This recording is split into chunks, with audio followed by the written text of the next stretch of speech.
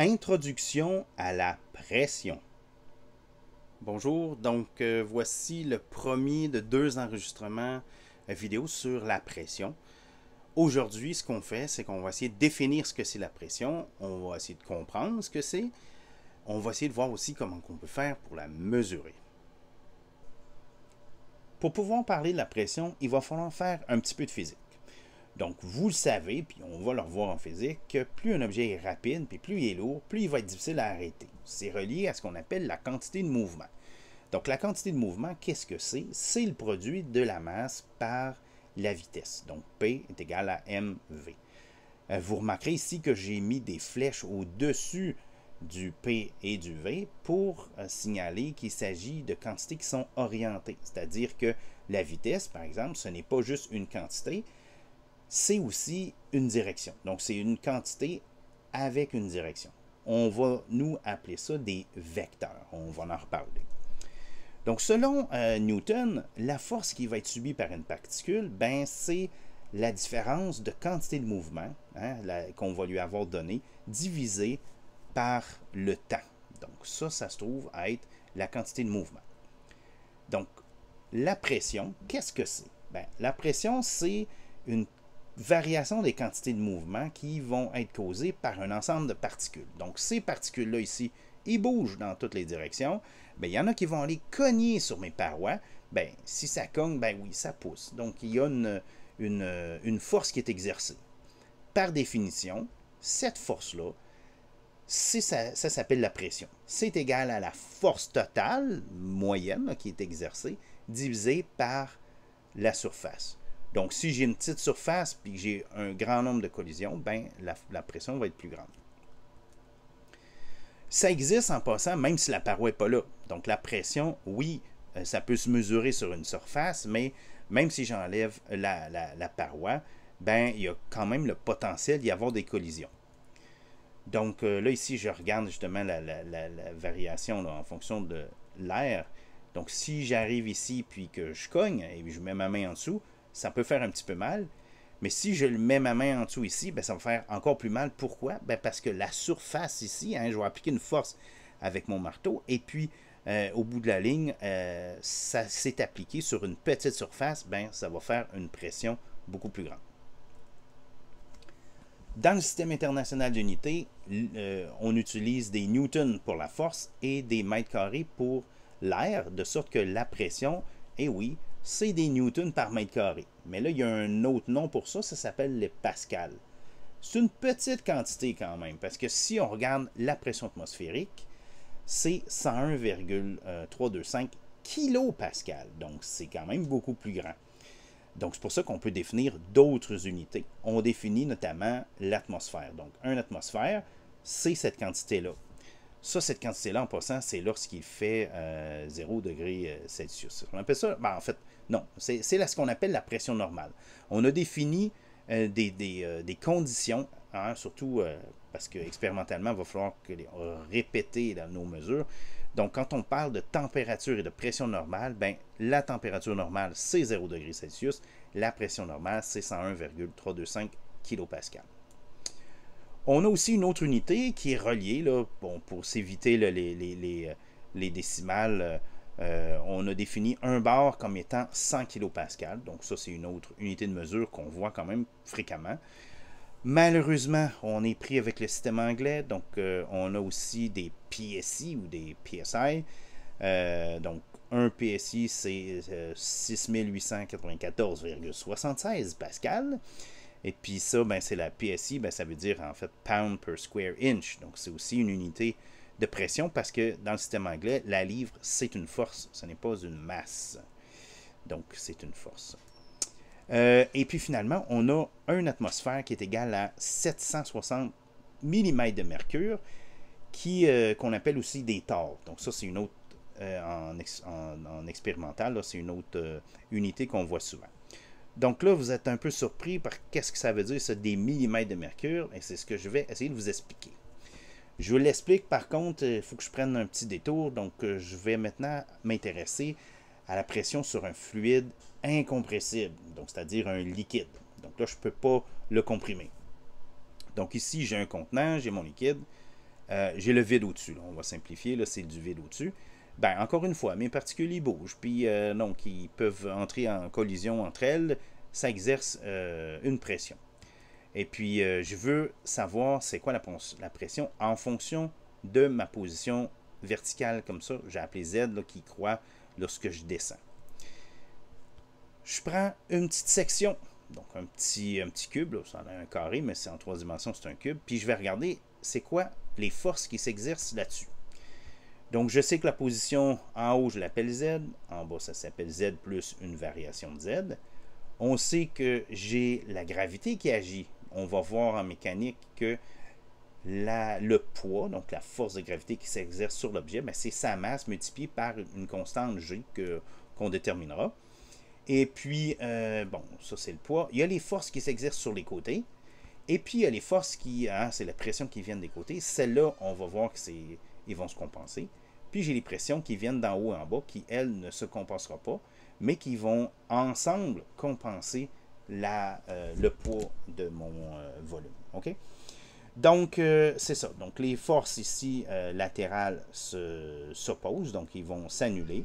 Et dans l'autre sens, si je combine mes forces de pression, il faut que j'ai quelque chose qui s'oppose. C'est pour ça qu'il y a un moins ici, qui s'oppose à ma force de gravité. Donc, au total, je vais avoir ces forces-là qui s'exercent dans la direction verticale.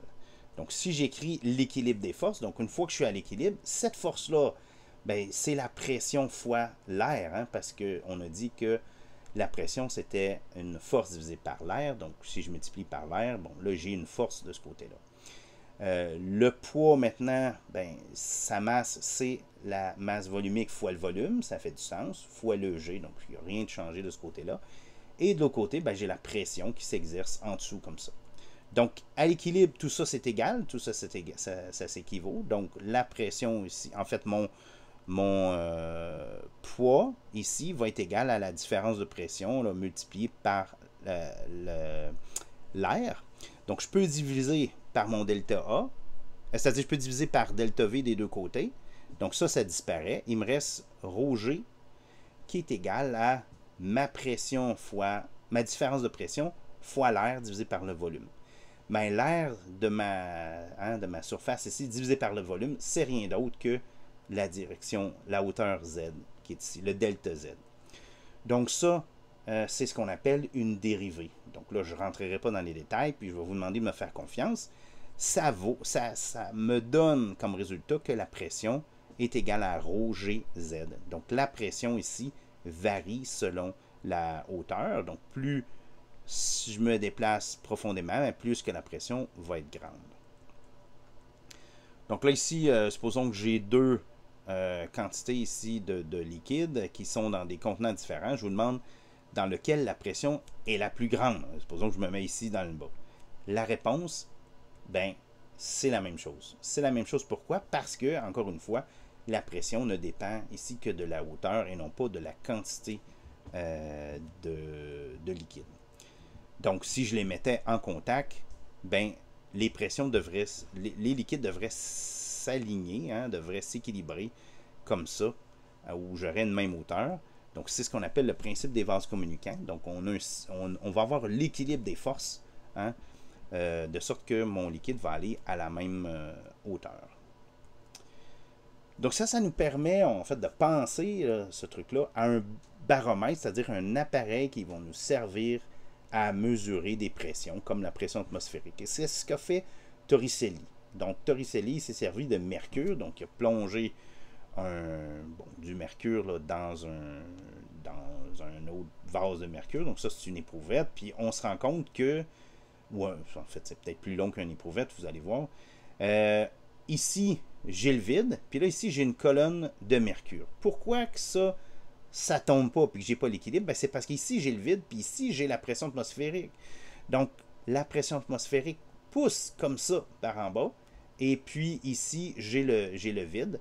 Mais qu'est-ce qui fait que ça tient comme ça? C'est parce que là, j'ai le poids de la colonne. Donc, c'est pour ça que ça ne monte pas à l'infini. C'est parce que là, j'ai le poids qui pousse par en bas, et là, j'ai l'équilibre avec la pression atmosphérique.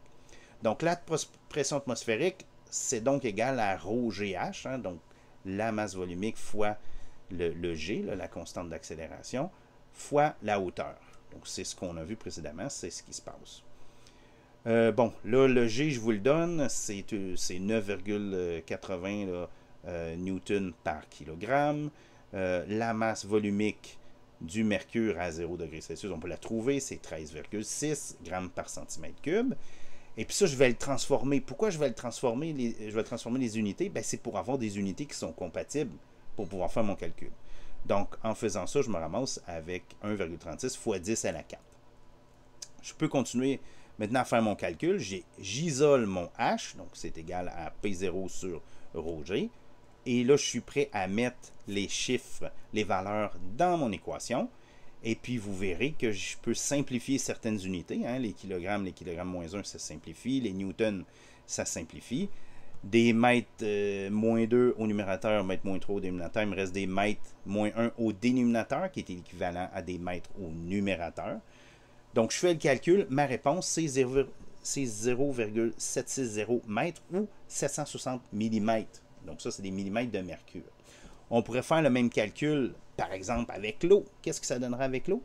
Bien, vous voyez ici, l'eau, sa masse volumique, c'est 1 gramme par centimètre cube. Donc, c'est 13,6 fois plus petit. Comme ça arrive ici au dénominateur, bien, il va falloir que je multiplie ma réponse ici par 13,6 pour voir la hauteur de l'eau. Puis, vous allez voir que c'est assez haut. C'est plus qu'une dizaine de mètres.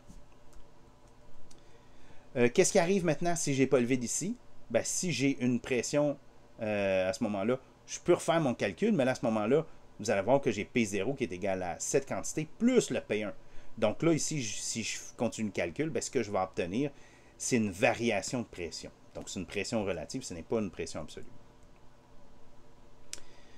Il nous reste à parler maintenant de pression partielle. Donc, on va commencer par parler de la composition de l'air. Donc, on sait que l'air, ça contient de l'azote, ça contient de l'oxygène, hein, selon des proportions là, que vous devez connaître, là, 78% et 21%. Le reste étant quoi? Étant de l'argon, du gaz carbonique, du néon, de l'hélium, du méthane et autre chose. Et ça, c'est vrai seulement si j'ai enlevé l'eau. Hein, c'est ce que j'appelle l'air sec. Pourquoi j'enlève l'eau? Ben parce que la composition de l'eau, en fait, la composition de le contenu d'eau dans l'air, ça varie beaucoup. Hein, ça varie, ça va aller jusqu'à 5%. Donc, pour avoir une valeur là, qui est répétée, qu'on peut répéter, ben, il faut enlever l'eau. Hein, on appelle ça la composition de l'air sec.